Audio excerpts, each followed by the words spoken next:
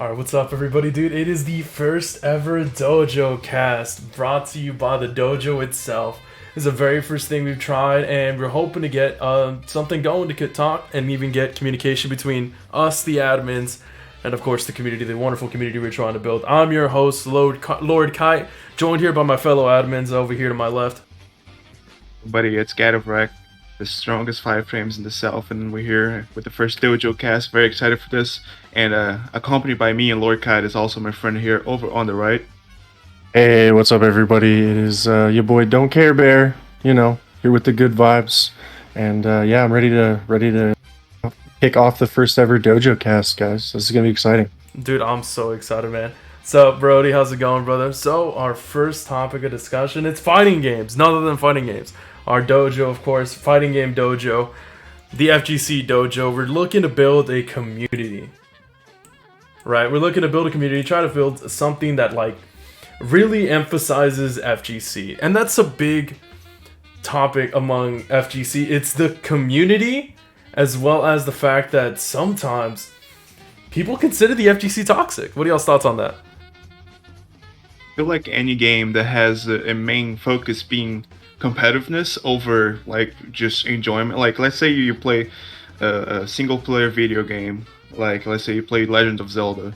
That game is just focused on you having fun, enjoying the experience, and all that. While playing fighting games, while you could just go to Dragon Ball, load in, go to the arcade, go to training mode, etc., etc. You always have like the mentality that this is actually an online game, and I should be playing online against other people. So I should always be striving to playing online and not playing anything else. And just that mentality of like not only you having to play online for the maximum enjoyment of the game, you have to play online that just causes stress, that causes competitiveness, and competitiveness strives in toxicity, because at the end of the day you're just trying to be better than everybody else by any way possible. So that ends up leading to toxicity, in my opinion. So I like your takes, man. Those are pretty good. I think that there's kind of I don't know. I think for me personally, there is what I like to call, depending on the competitive environment and how well you know the people around you, there is definitely like competitive toxicity. That's not necessarily a negative takeaway, where it's just you like inflicting mental damage, bantering during the set, stuff like that. Like, I think that kind of toxicity is, more than acceptable in the fighting game community, as long as it remains in the friend zone, if you will. And if it's friendly banter and it's not like personally insulting. I saw a great tweet the other day. I can't remember who it was to shout it out, but it was basically just like FGC beef is ridiculous because it goes from focusing on the games to personal attacks just way too quickly. So like that aspect of the fighting game community and toxicity is definitely something that at least the community in the dojo is trying to not be a part of, or not present, or be a black sheep in that aspect, if you will. Yeah, you're right about that, dude. Honestly, that our dojo has been doing such a good job at keeping the toxicity to a minimum. We have had some notable outliers, but most of those come from the fact that it's literally just online. In this day and age, the day and age of the big C, it is such a big factor. We can't do offline meetups, so we can't go hang out with friends and play fighting games. And what we do online. And of course, with online comes more variables in like, how much a player could actually play the video game and enjoy it. And because of that, we have had some bad issues being an online-centered community. The FGC Dojo is a Discord-formed community, and so we do our best to try to figure out ways that make it more enjoyable while still having that competitive aspect. So one of the things we did, of course, was add a free event. The event is free. No matter what you say, no matter how bad you complain about it, the tournaments are free. You're not losing any money, but we're here for the pride. You know what I mean? We get the big Discord roles, we get the big announcements, we get the Hall of Fames, but it's free. So you can't really go out and of course, even if the event is free, we're still gonna have people that are like did not have a good time. You know what I mean? Yeah, definitely, I agree with that. Yeah, 100%. Like, Those it doesn't matter because like there's always that like everybody feels that salt of just like the frames tick up just at that last second right when you need to confirm this super where it's just like did that just throw the match for me? So like I get it, but like yeah, I'm really happy with our dojo community so far that we've been so just positive vibes through what is it now we're coming up on Dojo Takai 12, the actual Dojo Takai anniversary, which is really sweet. Yeah, Dude, yeah, yeah. it has been a crazy year. I'm so excited for it, man. Holy. You reminded me, man. I can't believe it. We're already almost 12 months in. Dude, I remember the first three dojos where it was just me and the production team. Literally just me. I was running the event. I was commentating. I was streaming the matches. I was dealing with audio. And, like, man, it was such a struggle. And I'm so grateful for everybody else that has joined the production team and all of the wonderful people that started participating in the community. But man, it was just so difficult. I remember Dojo Takai 4, I think it was. 4 or 3. I was talking and I did the whole solo commentary because there was not another soul to commentate with me. And dude, I couldn't talk for the next 2 days. Like my voice was hoarse and dead. It was the best. It was the best, you know? So, Little yeah. did you know you're just building the whole community that's gonna be the Dojo Takai today. Like we have so many people that always help on the Dojo Takai. Like I think right now we have like 6 people that actively try and help on the Dojo Takai just because you started that route all the way like a year ago to build up where we're at right now. Yeah, right. The seeds, right? I planted the seeds, and I'm so glad and happy to see where it came in. And speaking of the dojo, dude, I want to talk about the wonderful faces in the dojo and expression in video games. So, a big fact about fighting games is self-expression. You could look at a fighting game player, just look at their gameplay, nothing else, right? And you could see some of the options and some of the things that they do, and you can immediately tell that's Wawa or that's Goichi. You know what I mean? You could see a player's gameplay and know who it is. And what do y'all think? What do y'all think expression in fighting games specifically affects the community? Or is it a positive note? Is it a bad note? Or where does it lead? I feel like every type of expression in a fighting game is always a positive one because for me there's 2 types of expressing yourself in video games. Firstly, you can just play a character archetype that you prefer, like let's say a zoner, a grappler, etc., or you can just have a specific playstyle that you prefer, say more defensive or offensive, more neutral game plan. So like a lot of people that in the dojo, for example, like what is it like 4 months ago, 5 months ago, we had a bunch of roles for like every main character. Like, oh, you had this role because you play a lot of this character, or you have this role because you play a lot of this character. And I think that gave everybody a sense of like self-worth because oh, I'm like the guy that you go to if you want to learn this character, and that it makes you feel happy about that. Like you're a specialist in that case, and lets you express yourself by the character that you play. I think that's pretty cool, just in my opinion. And then, of course, you have, like I said, oh, you watch somebody's gameplay, you know that's Goichi or that's Wawa just by the decisions they make, and that gives them also a sense of like, I'm unique. I do this kind of stuff, and you inspire a bunch of people to do so, and even create their own play styles off of that, and I just find that awesome.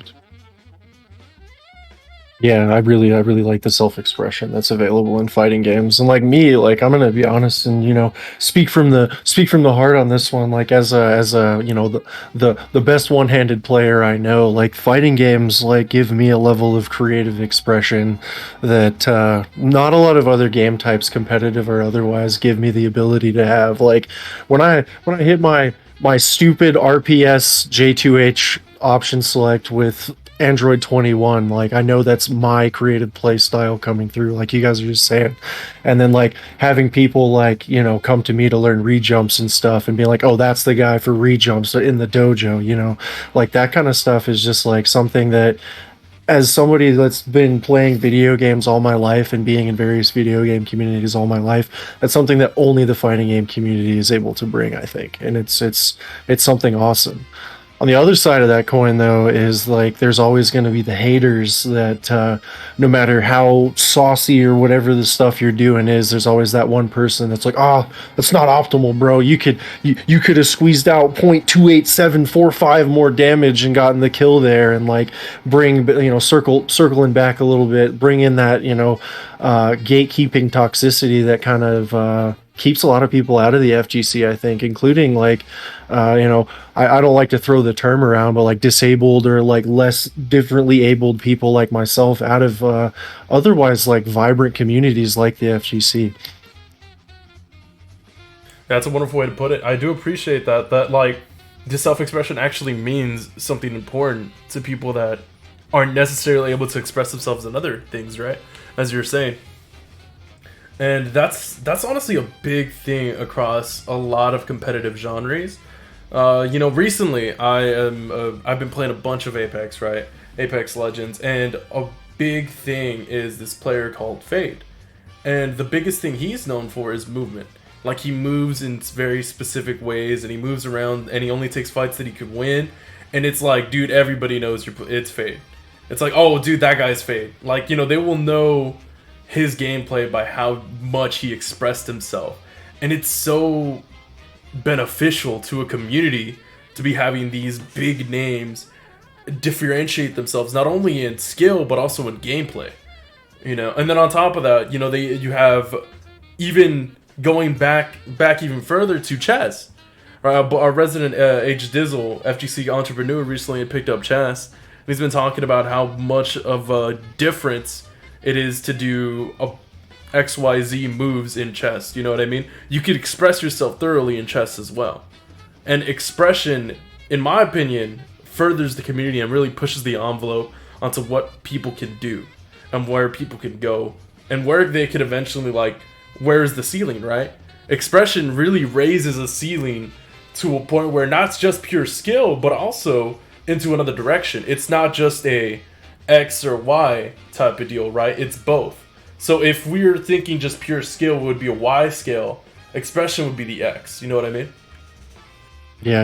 I think a perfect example of that is the Wonder Kid Wawa. Like honestly, let's be real here. Let's get back in the time machine for a little bit and think about Wawa coming onto the scene playing this unheard of character, Base Goku, and just rocking people with him for the entire season, like making Goichi and Sonic Fox sweat every time they came into contact with each other, and then showing people that you don't have to necessarily play the big three or the big five to make people recognize your skill and recognize who you are and where you're at as a player.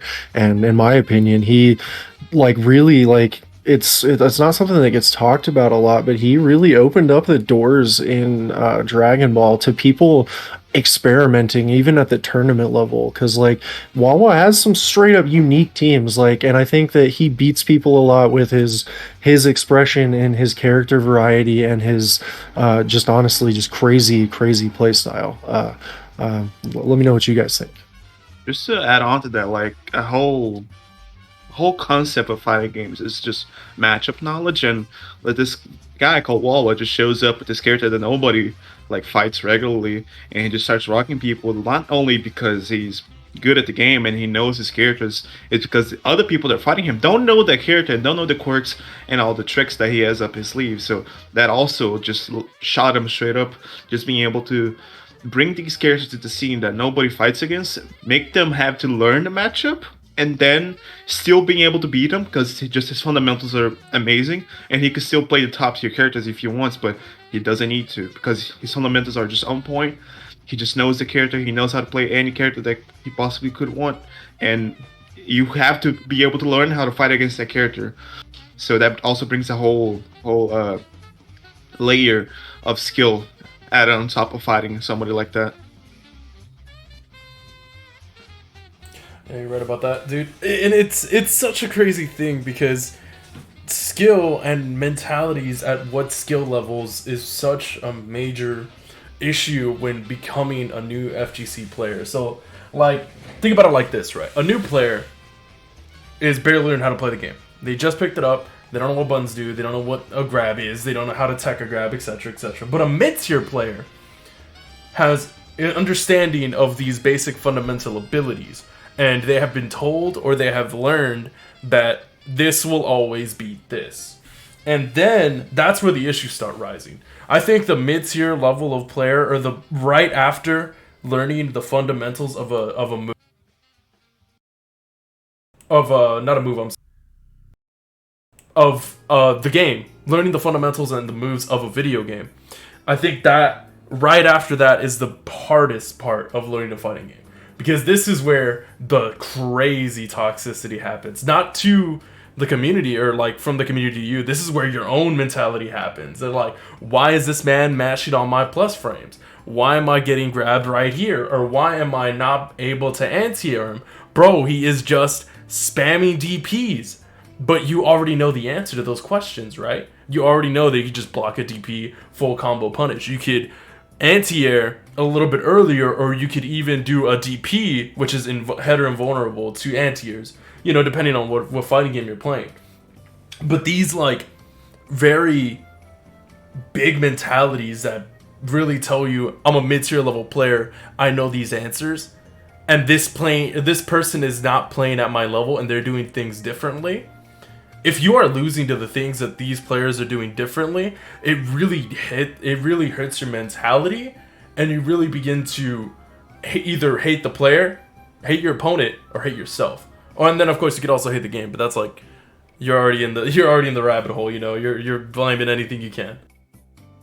And so, I definitely see that sentiment where it comes from, just people not being able to accept the fact that, like, a lot of people think of let's say this game is a computer game, right? It has to obey its program, its code, but it's just a free-form art style. Like anything from a hard knockdown, let's say in Dragon Ball FighterZ, from a hard knockdown, there's a few options you can do. From a soft knockdown or from a sliding knockdown, there's just so many more options that can open, and it's pretty much you painting your canvas on which option you're gonna choose and how you're gonna freestyle that match. And just what I'm trying to get at is that while, let's say, I vanish him, now I'm plus, I have to act. It's not as simple as that. This game is a whole free-form art style, which there's many different options where you could go from. Not everything is gonna happen exact same way every time, and that's when, you know, you start getting toxic because of it. Like, how could this happen? Like, I should have the advantage there because this and that, and that just causes more problems, not only for yourself, but like your whole enjoyment for the game. Hell yeah, dude, you're right. And that's exactly what it is. It's expression, right? It's not... Yes, the game is limited to the binary code that it was made with.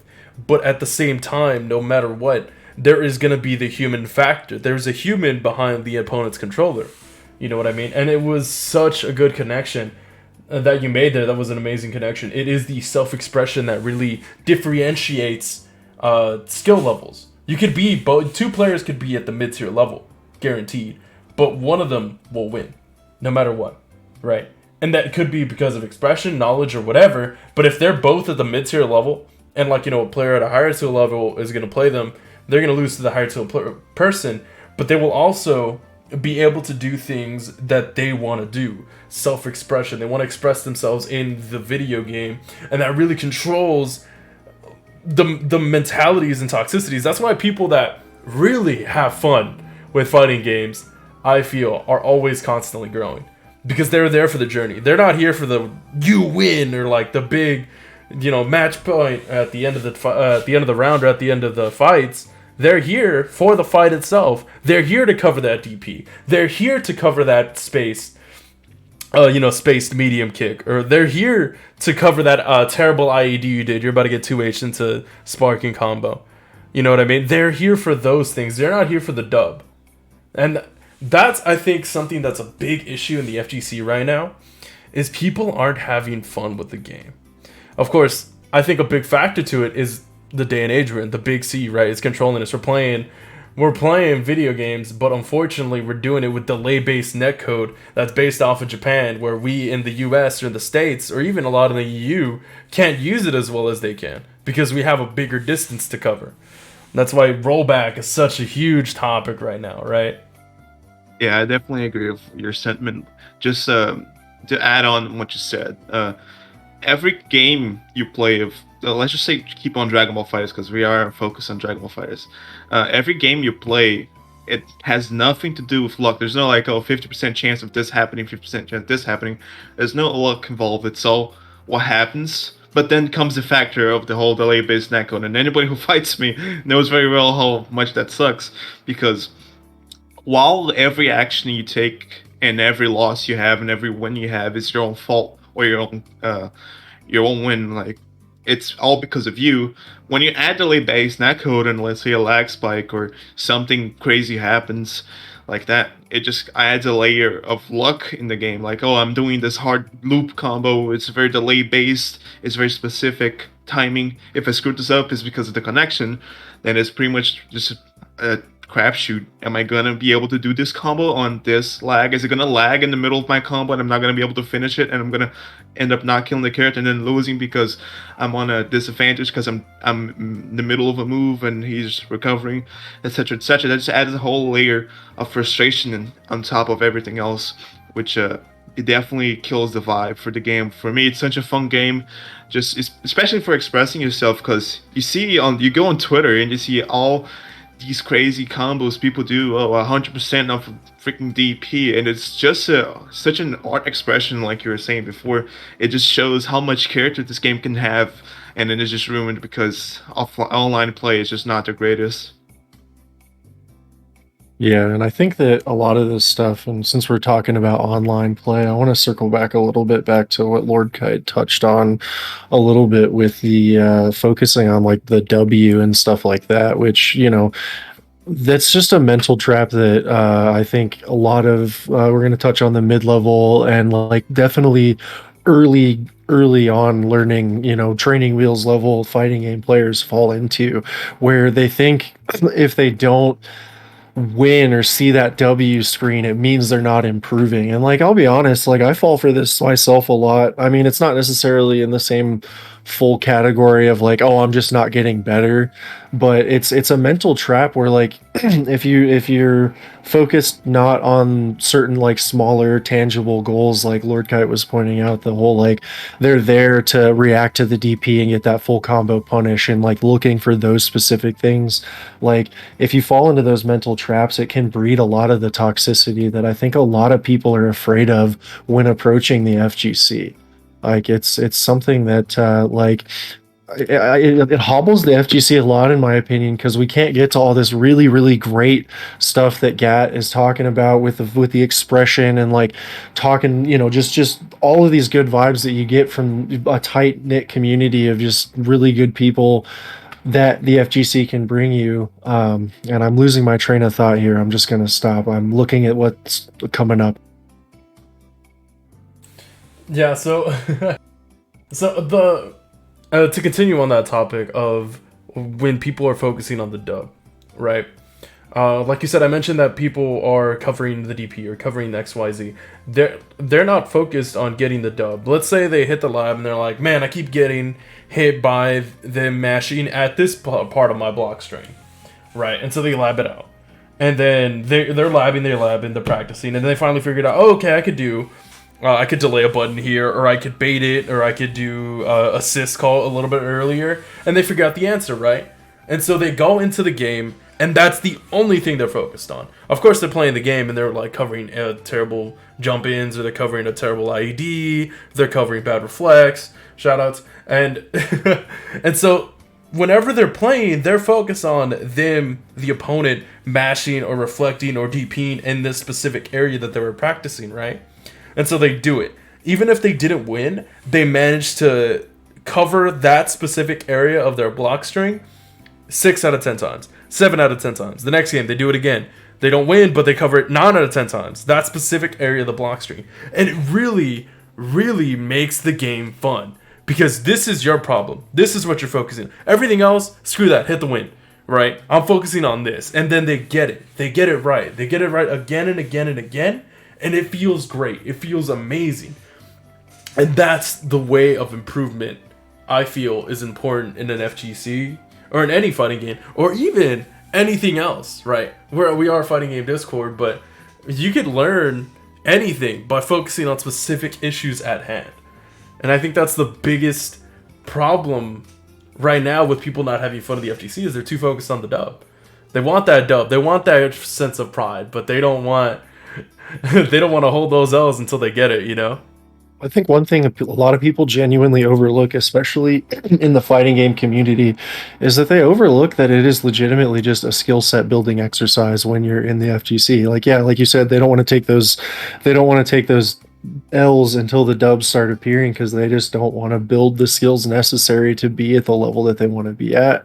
And I think that that's something that a lot of people overlook too, is that a lot of this stuff is like it's genuinely just skill building and taking that overarching big picture of where you want to be and like draining it, drilling it down, beating it down into more bite-sized tangible chunks is something that yeah, like applies in a lot of areas in life. And if you look at, and if you look at your growth as like a skill building exercise, you can apply a lot of like, you call them self-help gurus, whatever you want, but like a lot of IRL stuff to how you grow as a fighting game player. And it can actually really amplify the amount of fun that you have and the feelings you get from from that, like even what normal people would consider a nothing feedback, but like yeah, you finally hit that punish 7 times out of 10, you can get those just huge mental gains out of like knowing like you did that intentionally. And like it's something that I think a lot of people just overlook. So I think that's a great thing you touched on there, Kite. Thank you. And that again like connects to another topic that I wanted to discuss, which was tier lists. Man, oh man, tier lists. We used to do a lot of topic. I mean, we used to talk about a lot about tier lists. There was a specific point in time where everybody was throwing up a tier list, right? Anybody that, like, even people we didn't even know was throwing up a tier list. Like, who are you, right? And I think, personally, as a person that's been playing and being a part of the FGC for over 6 years now, I think that tier lists, unless you are at the professional level, as in you are making money playing this video game, tier lists are irrelevant. Especially in today's day and age. What are your thoughts on that? I can definitely agree with that. That's for sure. Because you're forcing yourself to play only like 10% of the game's roster. Let's say, you look at the tier list for Dragon Ball Fighters. You see, Z Broly, UI Goku, Gotenks, Android 21, etc., etc. I'm only gonna play these characters because they're good, not because I enjoy them, because they're good. And you're not enjoying some of the more fun characters, in my honest opinion. Like some of the most fun characters, like Ginyu, let's say even Super Broly is very fun, but he's also not very good, but he's super fun. And the rest of the roster, there's 43 characters in Dragon Ball FighterZ right now, and a lot of people don't even bat an eye to some of the roster. Videl is one of my favorite characters, and she's so down the tier list that it disencourages people to play her just because she's so like low there. Like people don't even know why she's bad. She's bad because she doesn't have Reflect. That's obvious. But what about the rest of her kit? Like she has a lot of mix, she has a lot of stuff, has a lot of fun things, and just her being so low on the tier list means that people just inherently don't want to play her because they don't want to play a low tier. And even then, a lot of people that even like to play those low tiers, or sometimes, I only lost because I was playing low tiers, and they started just having excuses for that. And that just brings a bad taste in my mouth because you're just starting to create excuses for yourself instead of trying to improve yourself and improve your characters and be like Wawa, which we were talking earlier. He took base Goku, which back in the day was just unheard of. He was just a low tier character, and he just brought him into the scene, and now he's a top tier character. If you go to a tier list nowadays, he's up there like S plus Z tier.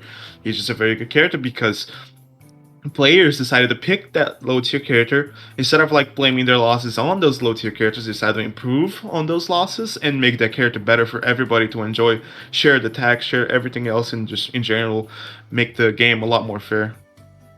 Yeah, I definitely feel that. And like one thing that I think that also gets overlooked that I think I've only heard like one, maybe two professional players touch on like significantly is like specifically for Dragon Ball, we don't know what a bad character looks like. If you look at all of these tier lists, I don't think any serious player has made a tier list that goes below A in 2.5 seasons.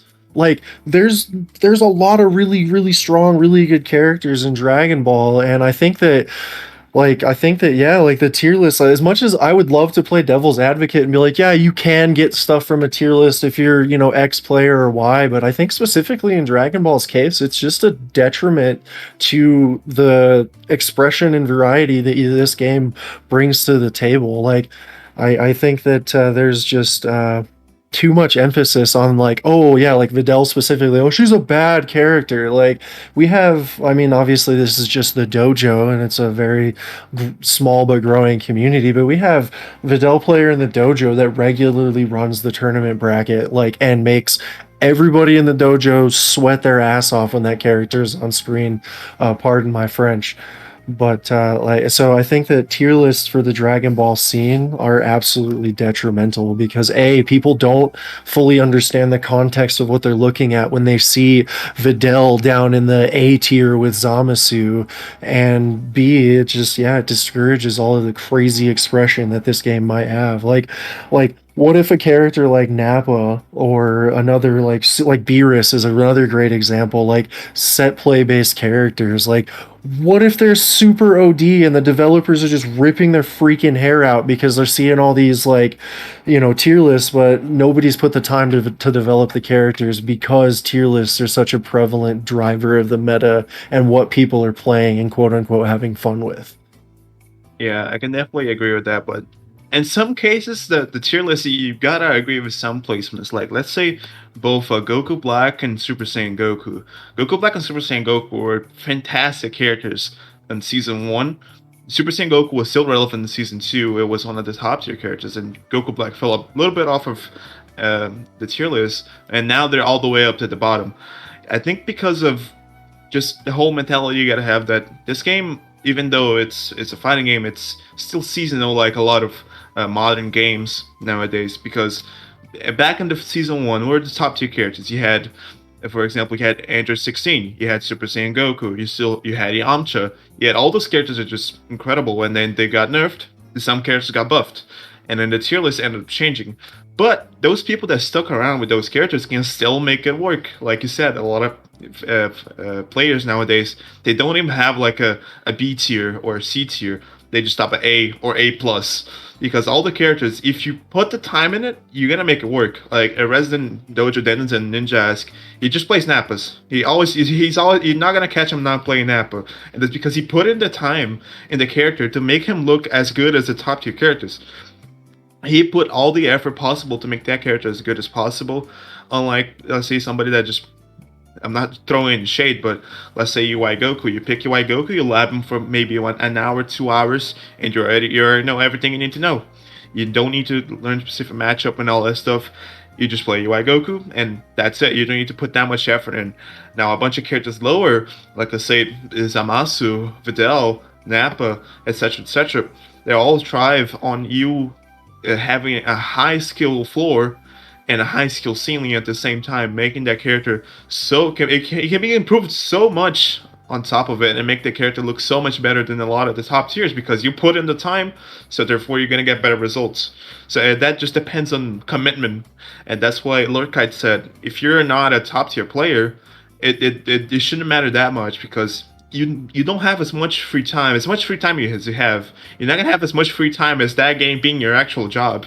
And people that actually have that much free time, they're gonna invest the time into learning these characters, learning not only how to play these characters, but as the matchup, and that just makes you a better player in general. Even though you maybe be playing a low tier or even a high tier, if you pick like say Go Tanks or Super Baby 2, which have character specific combos, and then you learn all of those, and you're able to just two touch or one touch characters for free, and that's just a lot of time investment that you can put into this game to make it as optimal as possible.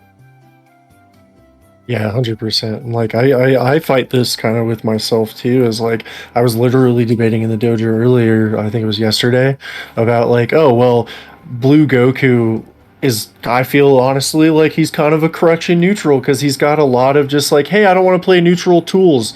Two teleports, EX command grab that advances him forward 3/4 of the screen, lariats. Like, he's got a lot of stuff that just says, I don't want to play neutral. I want to be in your face, hold these blocks. Whereas my other mid character, Super Saiyan 4 Gogeta, has to play a much more meticulous neutral game if he wants to gain the advantage and actually like get his set play rolling. So like it's definitely one of those things where I'll play a little bit of the devil's advocate as far as like some characters.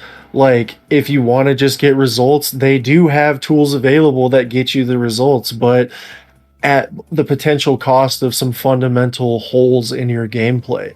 Like, there's going to be stuff that you might overlook, or you might like develop, like from personal experience, just develop bad habits that translate over into other characters that can set you back if you're not doing your due diligence, if you will.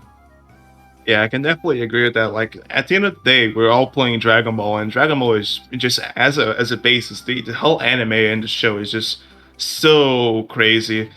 And like Hawk is saying in the chat, you could just call assist and all that stuff, all the crazy stuff, all the image overload on your screen can happen and just confuse you. But just Dragon Ball in general is just so hectic that playing neutral, like let's say you pick up a fighting game like Guilty Gear or Tekken, it's a lot more simple. Even though Guilty Gear has a bunch of crazy stuff too, but it's a lot more simple than Dragon Ball, because Dragon Ball has so much crazy stuff. You had Kamehamehas, you had beams, Ki Blast, you got assists, you got freaking Baby B that I just picked up. It's just a free pass neutral. I call it assist. You either reflect or you're gonna hold that, and then it's just all crazy stuff that can develop bad habits, as you said. Like, I've started playing with Baby B like 2 weeks ago, and I tried playing him again with Baby A, and just have to play a whole different playstyle because of it. It just is so much different, and if you're just playing with that and you thrive only on that and you're only good with that, it's going to create bad habits for other games you play or other teams you play, and that could be a bad impression in general. So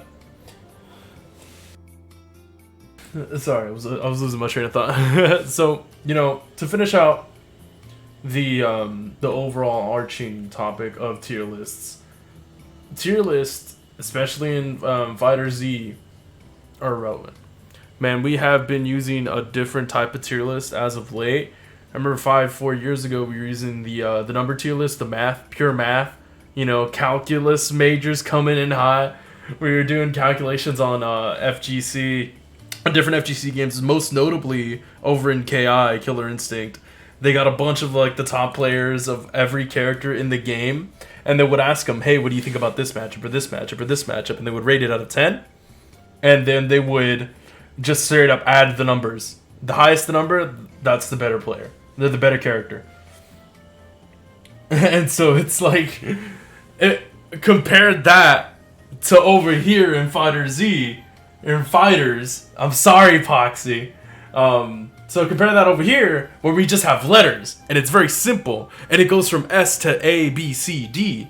As you said, anybody who is worth their name will not put like anything lower than a B tier, right? And that's because it's so balanced, it's so grouped together, and that it doesn't matter, it doesn't affect how much fun you're gonna have with the game, and it doesn't affect it shouldn't affect what characters you want to play. But that's just not the case. People are like, man, I want to play top tiers, and then we know why they're top tiers, and it's a terrible cycle. It's a terrible cycle, you know what I mean? And then that, I guess, could lead me to the next topic, which is viewer recognition versus player recognition. So what do I mean by that? So in Fighter Z, in Fighter Z over here, like you said, Gat, like you were talking, how everything is crazy. You got beams, crazy moves, you got all these like beautiful flashy finishers, all of this good stuff. That's all for the viewer, right? The fighting game community has grown to we're almost there, comparable to like all of the other esports out there, making big bucks.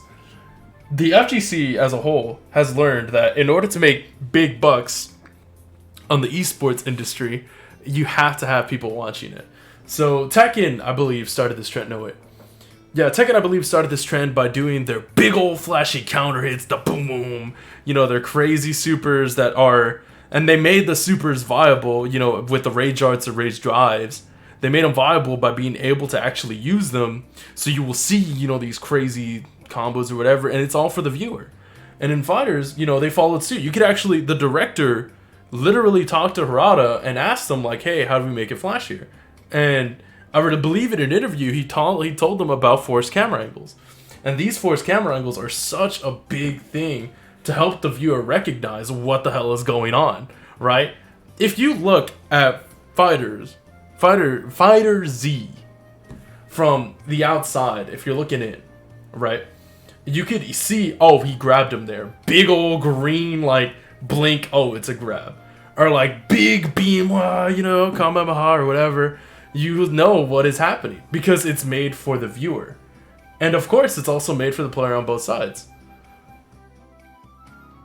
I can definitely agree with that. There's a game called Footsies on Steam. It's just the most simplest fighting game I've ever seen. It's just a bunch of pretty much stick figures fighting each other. And that makes me think, like, in the end of the day, if you take all the flashiness from the game, it's just a bunch of squares hitting each other.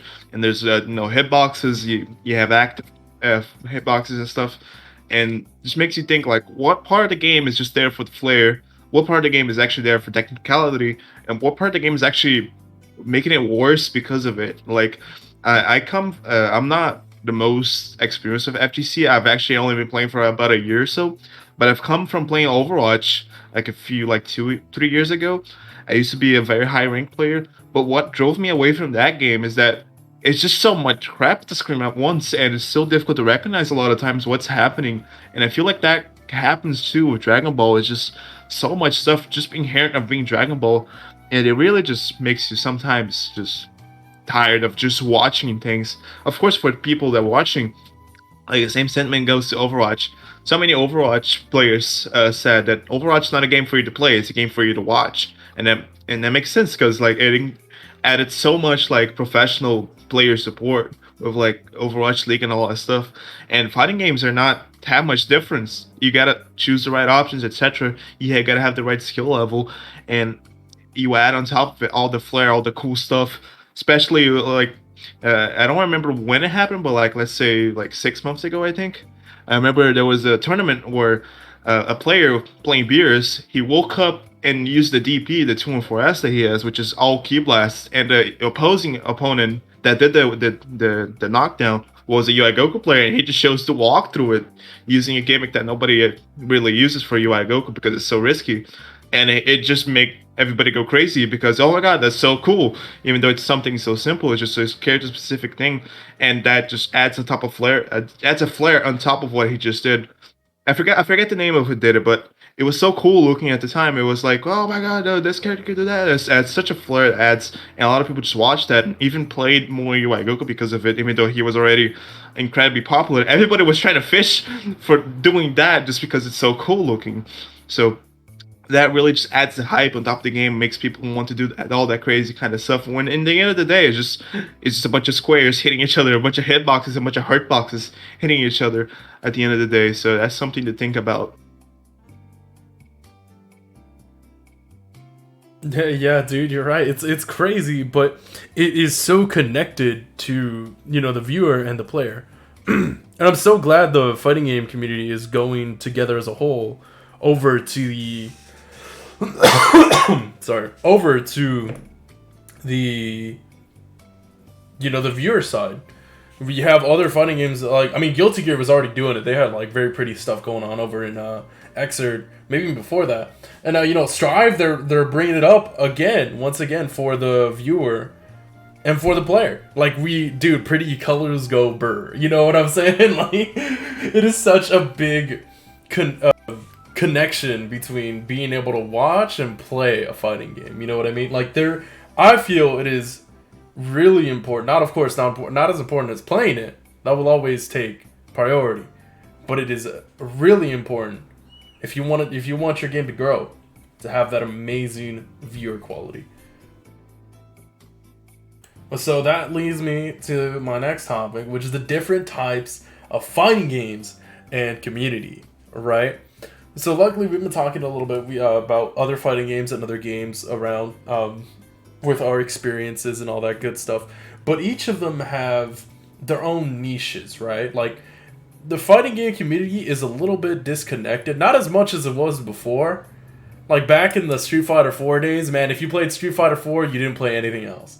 That's what I felt like, man. These Street Fighter 4 players were the worst. They're like the elitists of anything. It felt so rough talking to a Street Fighter 4 player versus like a Mortal Kombat 9 person. It was a big misconnection. Now we're going a little bit together, you know, because of the big, like, how accessible other fighting games are.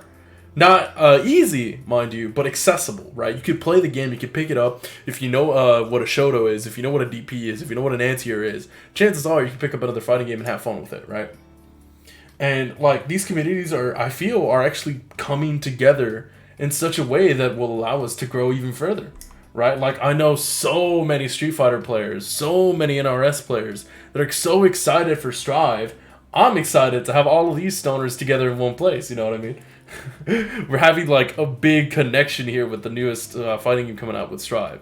So I'm super excited to see, especially the fighters community. With the fighters community coming in, it brought in a new wave of fighting game player in that they weren't fighting game players. You know, Dragon Ball Z is such a big worldwide thing where no matter who you are, chances are you know who Goku is. Chances are you know what a Super Saiyan is.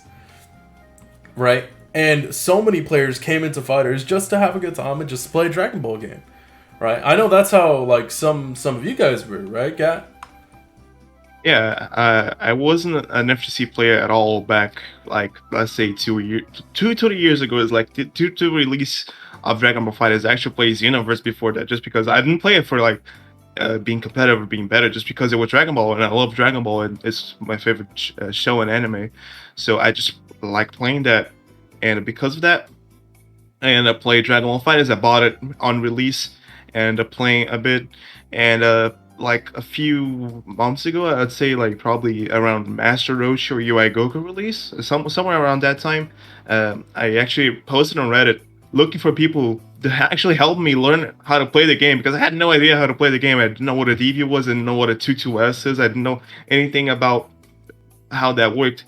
And I was approached by one of our friends, Fun RTL, and he introduced me into the FGC Dojo, and just from there, I just became a better player. And I learned what an FGC really was, and I was just excited to be part of this community at all. And that leads me to another topic that I wanted to talk about real quick, which is gatekeeping. After approaching DBFZ, and got acquainted to, like, especially the notation system. You know, it's one of the most simple notation system of fighting games. It's 1, 2, 3, 4, 5, 6, 7, 8, 9, L, M, H, S. As simple as that.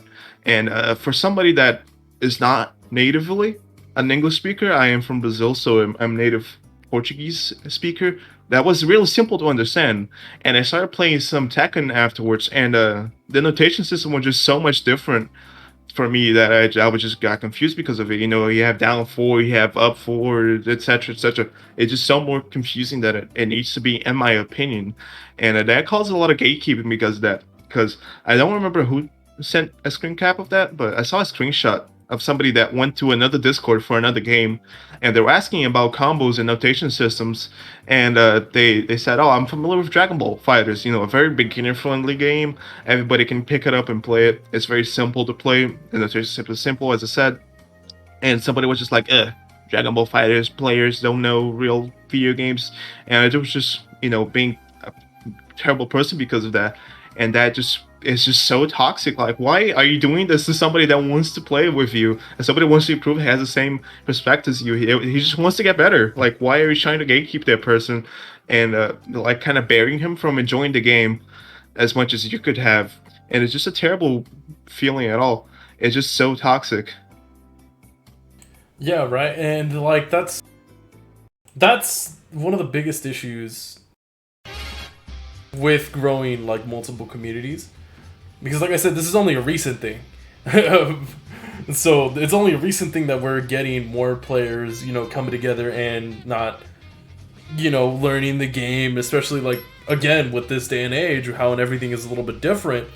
We are forced to learn how to play online, purely online, no offline, none of that. Right? And it's so weird to me that somebody would hold anybody back at joining a new community.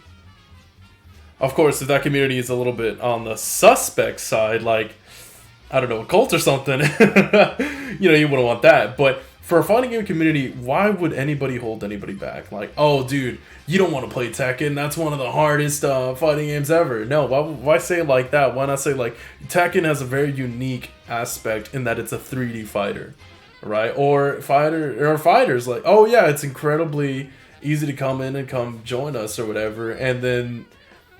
But unfortunately for fighters, on fighter side, yeah, it is easy to pick up and understand what's going on, but it's very obvious when the opponent is better than you. You know what I mean?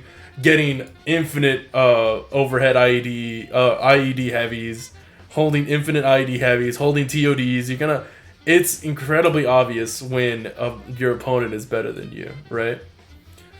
Yeah, I can definitely see where you're coming from, and that just adds a whole new layer of just people not enjoying the game as much. Like you're talking about Tekken. Tekken's a hard game to get into. I played Tekken for about 50 hours or so. And it's just even though I played Tekken when I was a kid, like Tekken, one of my favorite games was Tekken Tag Tournament or something like that. I forgot the specific name, but it was one of my favorite games, and it was so difficult to play nowadays because there's so much matchup knowledge in that game, like what I was talking earlier.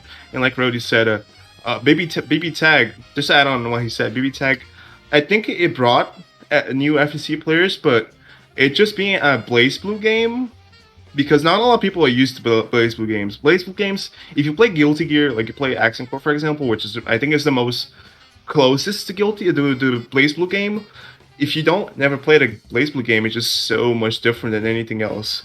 Even though I think it brought new players that are interested in RWBY and Persona, if you never played Blaze Blue, it's gonna turn you away from it because the game has a unique flair to it.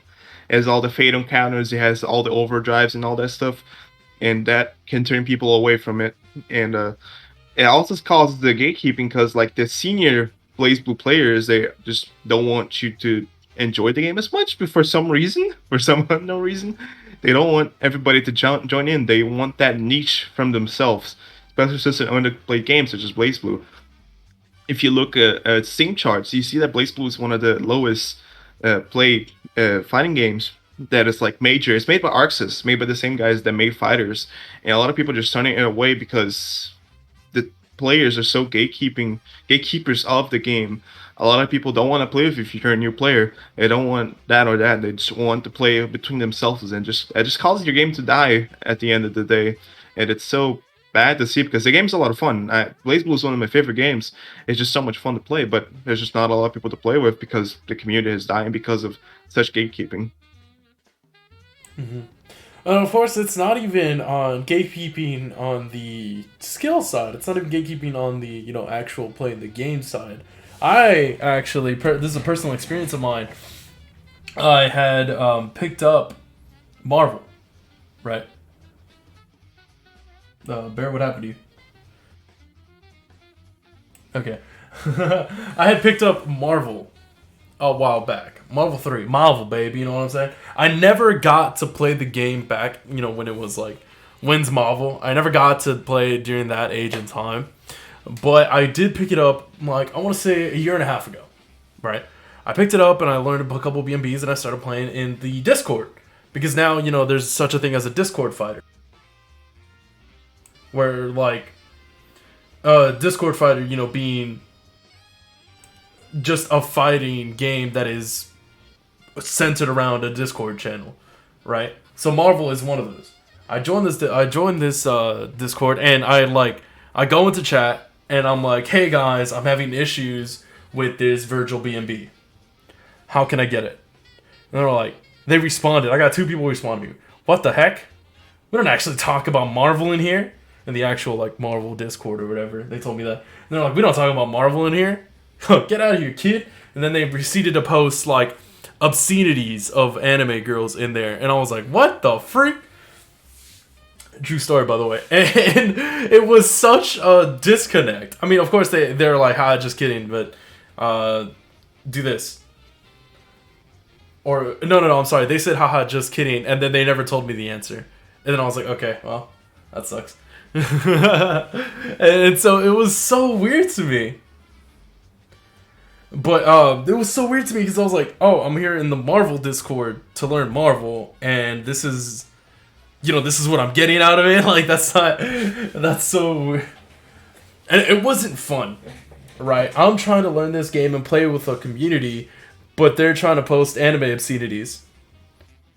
It was like, it was a bad time. I felt so gatekeeped, and I got away from it. I didn't play Marvel after that because it was so not fun, right? I'm trying to play Marvel and have fun, and these guys are posting anime pics of like suspicious looking things, and I'm trying to learn this Virgil B&B. You know what I'm saying? Like, I can definitely understand where you're coming from. Marvel players are weird for me, and if as Rody said, like, just why are you trying to kill your community by kicking people out of, like, for example, the Smash Melee server? Like, why are you trying to kill your community? And that's I know Bear. You back? Hello? Did you die? Yeah. I got kicked out. I've been bantering for like 10 minutes. I thought you guys were just like ignoring me. Like I'd say a point and then Kite would just like roll right along and I was like, bro, what's going on? And then I tried to refresh everything and reconnect and then my computer was just like, have a nice day.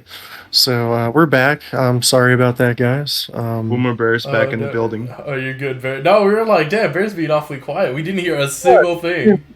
Trying to banter. I've been trying to get in on this Blaze Blue shenanigans. I literally was halfway through my story about how I went onto the subreddit like the day after my buddy gifted it to me on Steam, and I was like, oh cool, there's Ruby characters in this game, and then I picked the chick with the giant sword S, and I was like, this chick looks really cool, and like I saw somebody else post about that exact same team in the subreddit, and I was like, oh cool, this guy's asking the question I was gonna ask. Let me just not spam the subreddit. Let me look at this. And the first freaking comment on the thing was like, ugh, another Ruby and S player, GAFC. And I was just like, wow, way to gatekeep, bro. Way to like take somebody who was already uncomfortable in a game that they didn't know and make them not want to approach or ask questions because you just shat on everything that they wanted to ask because you needed to feel superior about your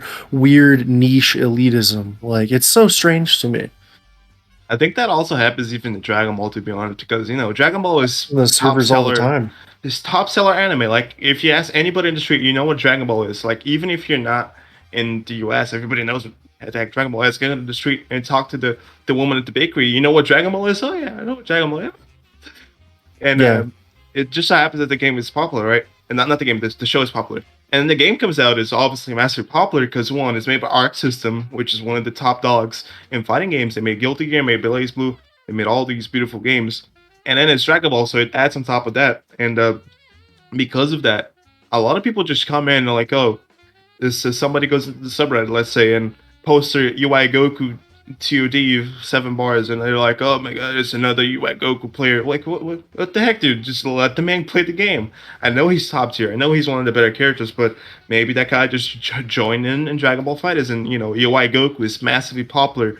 I play Dragon Ball Legends and I play a Dokkan Battle, 2 Dragon Ball Gacha games, and every time they put a UI Goku, it sells. It skyrockets. It's top grossing everywhere in the world. Everybody wants to buy that character.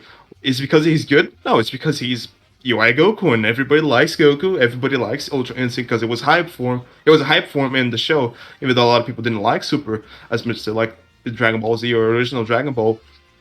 And it's just a hype character in general, so people want to play that character. It doesn't matter if he's good, if he's bad. Like, recently, I got a friend to play Dragon Ball FighterZ with me because it was on sale because of Golden Weekend over in Japan. And he played the game. He picked UI Goku, he picked Beerus, and he picked Goku Black. I sent him like a screenshot of my personal tier list of characters that he could try and play. They're more simple to play, not because they're better, but just because they're simple to play. They give you more buck for your time. Like let's say UI Goku, you don't need to practice a lot to be good at UI Goku. But you chose Goku Black. Goku Black is not a good character, as everybody knows. He doesn't have a lot of options, but he's goddamn Goku Black. Like who doesn't like Goku Black? He's super cool. He's a cool villain. He's Goku pretty much. He's an evil version of Goku, and he just has a lot of cool things that you can like about it. But he's not that great in the game. But he's Goku Black. He sells, and people just want to play him. And somebody comes up along and oh my god, why are you playing Goku Black? He's a terrible character. Go play Z Broly. Even though a lot of people here don't even like Z Broly because the original movie for Broly it was kind of mediocre, especially except for the fighting. I like the fighting, but the whole storyline of the game was not the best. For the movie wasn't the best. But the game, the character stops here. Everybody tells, oh, you play this character. Oh, play Gotenks, even though a lot of people don't like Gotenks. A lot of people find him annoying, etc., etc. And that just brings a whole another layer there. People sometimes just don't want to play because people are complaining about their characters. Because, oh, you shouldn't play this character. You shouldn't play Nappa, even though you like Nappa. You shouldn't play Super Saiyan Goku. You shouldn't play Goku Black because they're bad. Blah, blah, blah, blah. Oh, you play UI Goku only because he's from most famous from the show. And that just causes a whole problem with toxicity in the game that, like you said, you go play BB Tag and then you play SN RWBY character. I don't even know how to say the name of the show. But you play those characters because you know them, you're familiar with the anime, and Ash looks like one of those characters. She's very similar to them, and people just gonna shit on you for no reason just because you like those characters. Just because it's massively popular doesn't mean it's a bad thing. If it's massively popular, it means that the characters are doing something right, and everybody wants to play them. Their design is cool, their play style is cool, etc., etc. Yeah, and something that it definitely happens in the Dragon Ball community. Another bear anecdote coming in hot and fresh off the presses. Like I remember, I was really bored playing Super Saiyan Goku. Like I just was like I had played him literally. It was Super Saiyan Goku, Super Saiyan Vegeta, and Android 21. I had played all three of those characters nonstop since I picked up the game. Like I wanted something new, so I was playing Ninjask, under the tutelage of Ninjask, and he's like, "Oh, try Kid Buu, because you've talked about him, and like real talk, Kid Buu's my favorite villain in Z. Like, don't at me."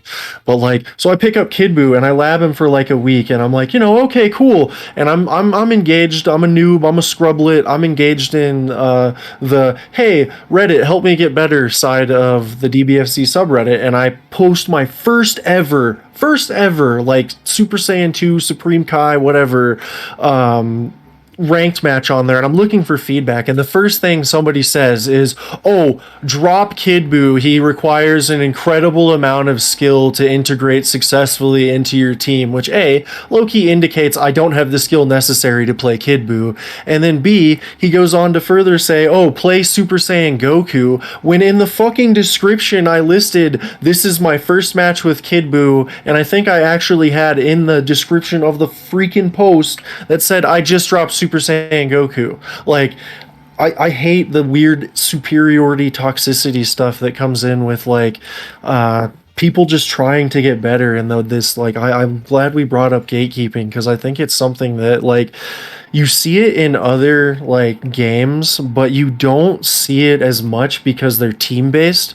Like you see gatekeepy stuff like that in like Overwatch and stuff like that. "Oh, why are you playing McCree? He's trash right now. The meta dictates you should be playing Genji and diving, whatever, Like you see that kind of stuff, but because it's a team based game, there's other voices of reason. But like with fighting games, that toxicity can directly kill your player base, because that one person that could have told their 10 other friends about how they had this great experience in a fighting game and they want to get better at it, and you guys should look at it too, is now going to look at the entire fighting game community and go, "Wow, what a bunch of jerks."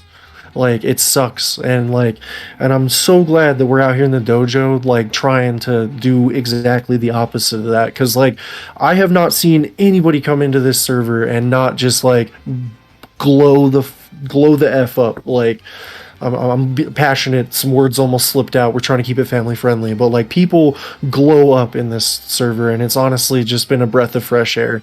Because I was at a point trying to improve as a player, and I was afraid to join the character discords just because of what I had seen in the subreddit spaces and some of the content creator discords that were out there. So like, it's something that I think plagues the FGC, and I'm glad to see that there's at least growing communities out there that don't engage in that kind of stuff, or at least if it does start to happen, they do their best to nip it in the bud and, like, I don't want to say correct people, but bring people into a more positive vibe situation. Just to add on, real quick, just to add on something you said, like a lot of people are just gatekeeping just because. Sometimes it's not because they don't want new people. Sometimes it's just they don't want players to play the game like they play. Or they just want to be toxic in general. A lot of times they're gatekeep because it's the only thing they have going from them. That's something we could think about, because imagine how many people pride themselves in playing a specific character, specific low tier, and they pride themselves in only that, and they don't want anybody else to be as good as him because that's the only thing they have. Of course, it's a terrible mentality to have, but sometimes that's the only thing they have going for them, and that's kind of self-destructive in a way, and that's something you gotta try and shy away as much as possible, which leads to the gatekeeping, and that's just a terrible mentality to have in general. So yeah. That's actually been a big topic recently among certain FGC creators, is that, like, Reddit is its own breed. I'm sure, dude, I could guarantee you, actually, Bear, that man that commentated that on your video of Kid Buu didn't even watch the video. The subreddit Reddit in general is very gatekeeping, right? Like, I swear, I have only seen the most examples of gatekeeping from Reddit.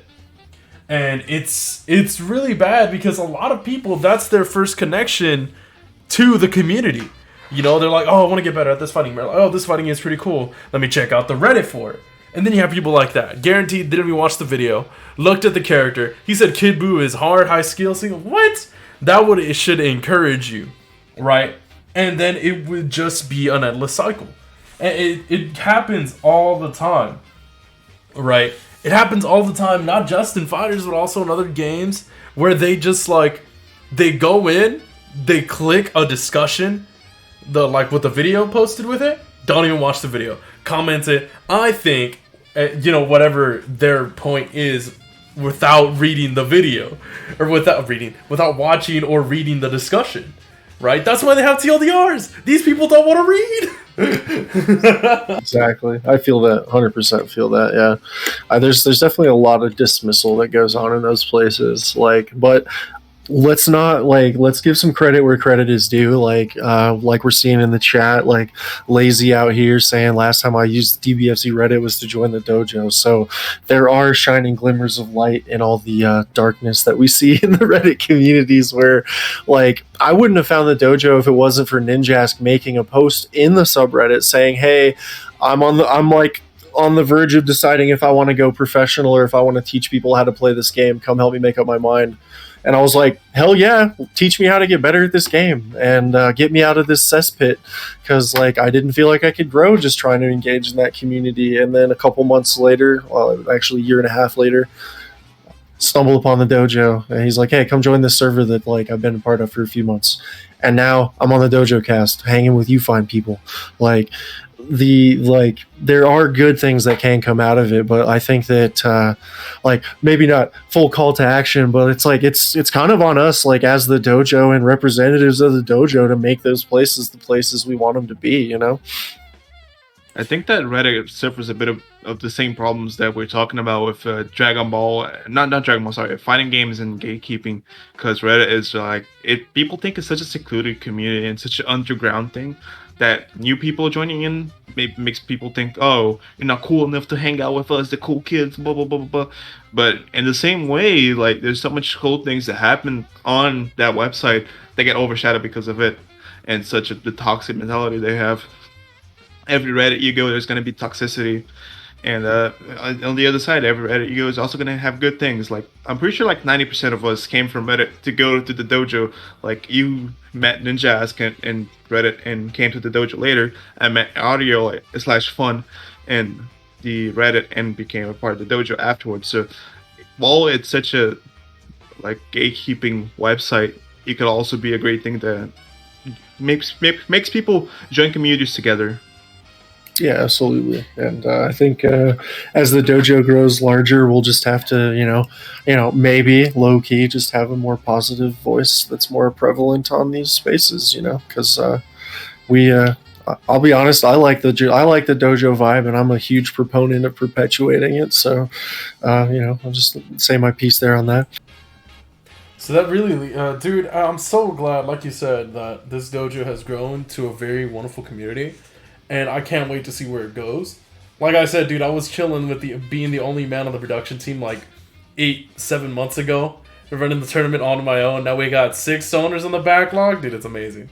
It's such day and night. You know what I'm saying? It's so different, and I can't wait to see where we go from here. You know, with Guilty Gear Strive just around the corner, and us trying to grow into a more overall fighting game community other than just, DBFZ Dojo as our name insists. With Guilty Gear coming along, I'm so excited to see where we go, like where we get the new Street Fighter players, or whether we get new new Power Ranger players or new Unis players. You know what I'm saying? I'm so excited to see where we could go and where it's gonna lead. Especially like we're having a dojo cast right now, dude. Right? We're having a podcast out here, hanging with the homies, and we got a bunch of wonderful members in the community chilling in the chat. We got Lazy, we got Smitty, we got Rody. Beautiful players that I've seen time and time again. Lazy, dude, I remember when this man couldn't even do his first BNB. I remember too. I remember Lazy back in the day. Yeah. He used to play UI Goku and that's really. I remember this man. Dude, I remember I'm a latecomer, a little latecomer to the dojo. I've had a slightly meteoric rise here, and I remember Lazy the first time he sent me a clip of him hitting a Videl rejump. Oh god, oh man, just remembering like the first time I saw him play to like looking at that growth, dude. Like, oh dude, I am also just crazy hype about the future of the dojo, and I wouldn't be myself if I didn't say also I'm really excited to see where like the content that's the dojo's producing comes out, from the new DojoCast here, which honestly has just been a vibe the whole time, to expanding into other FG tournaments potentially with Guilty Gear Strive, and just all of that stuff like Duels in the Dojo. I'm hyped to see that expand into other fighting games, and to just have just that like friendly spirit of competition that just like propels this community to new places that we can't even imagine yet. So glad to be a part of that, man. And I'm glad everybody in the chat, and I'm glad everybody in this broadcast room right now is also a part of that, because it wouldn't be possible without any of you guys. Yeah, you're right about that, dude. I'm so excited to see where we go, where we come. If anybody in the chat like to talk or throw in a topic for us to talk about. But otherwise, we are winding down on our first dojo cast. Any feedback would be much appreciated of any variety. I'm joined by my wonderful homies here in the admin side. We got Hi. It's yeah, we got Turtles over here, and then we got a fun-looking bear over there with a monocle. There's even a glass on the monocle too. Look at him. No, it's just straight up gold. He couldn't afford the glass. Nah, fake. That's just, those toys you get on the McDonald's Happy Meal? You get a monocle from the Happy Meal. He's hitting my man's rocking the McDonald's Happy Meal monocle. Hey man, he spent it all on the hat, okay? The hat and the mustache cost a grip. He couldn't get the monocle combo. Like, give him a break. But other than that, I've had a great time. You guys have anything else to finish it off? No. No, this is just a good vibe, and I can't wait to schedule the next one. I have some ideas that we'll talk about offline to drive the next one through the roof. Word. Thank you, everybody, for joining. Thank you again to the wonderful denizens of the dojo. I can't wait to see where we go. I can't wait to see where we go from here. Dude, it's going to be a great time, and I want to see you guys in the dojo. The duels in the dojo, the Dojo Takai. Come in, come throw hands, run the fade, fold each other back savage. And that's been the first Dojo Cast. I'm Lord Kai, your host. Joined here by my wonderful admins. We got... It's Gativrak, spelled Gativrak. Nobody can spell that name. And right next to me is the boy, the man himself. I'm your boy Don't Care Bear, guys. It's been a genuine pleasure, and I won't be. I'll leave you with my tagline. Later, dudes. Kite, finish this out, buddy. Later, y'all. Close the stream right now.